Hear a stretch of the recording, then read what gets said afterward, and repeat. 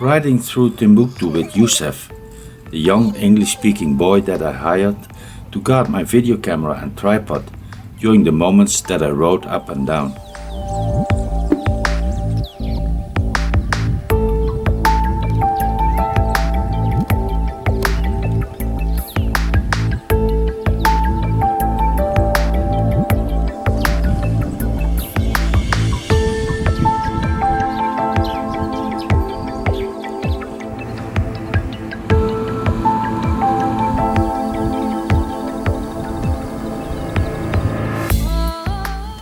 I feel anything but fit and notice a lack of strength. The next night it's boiling hot, but when I wake up I'm cold and shaking. In a flash it crosses my mind that I've picked up malaria. No, it can't be that. I've hardly been bitten by mosquitoes and have always protected myself while I sleep, I think to myself, putting my mind at rest. I'm just overheated and overtired. It's my exhausted body recovering itself.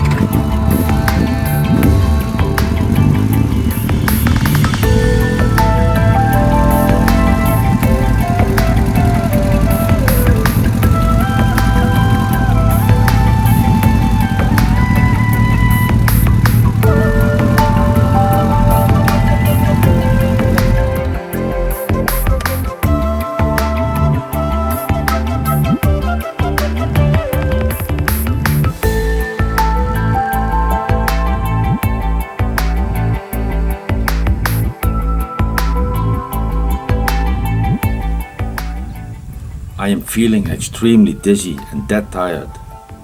My eyes won't focus. I can't eat, and even drinking is difficult. I've asked too much of my body and now it's coming out, I think, not expecting the worst.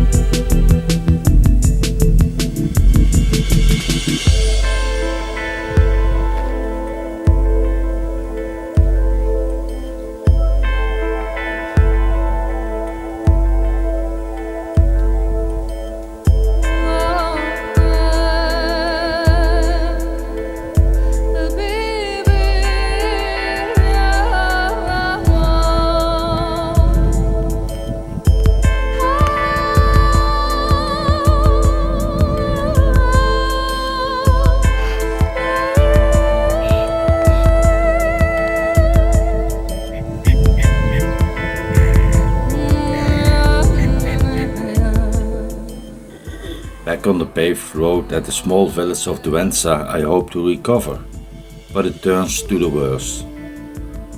I patch up the 7 holes that thorns have made in my rear tire, and then the 13 in the front.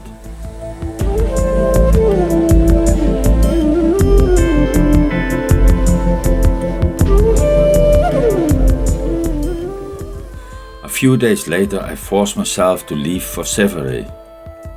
Using the last of my strength, I get there. The staff of Hotel Oasis rustles up a German doctor. Malaria, he concludes without a shadow of a doubt. A little later I have to pee and shuffle slowly to the toilet. I go dizzy and fall.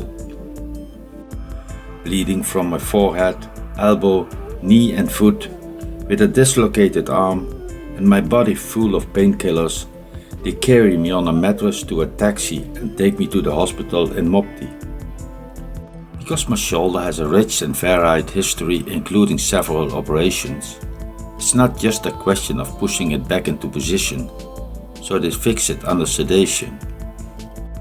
Days later, when I stay in the hotel yard again, Dr. Marcus tells me that, given the state my body was in, he hadn't expected me to survive the malaria.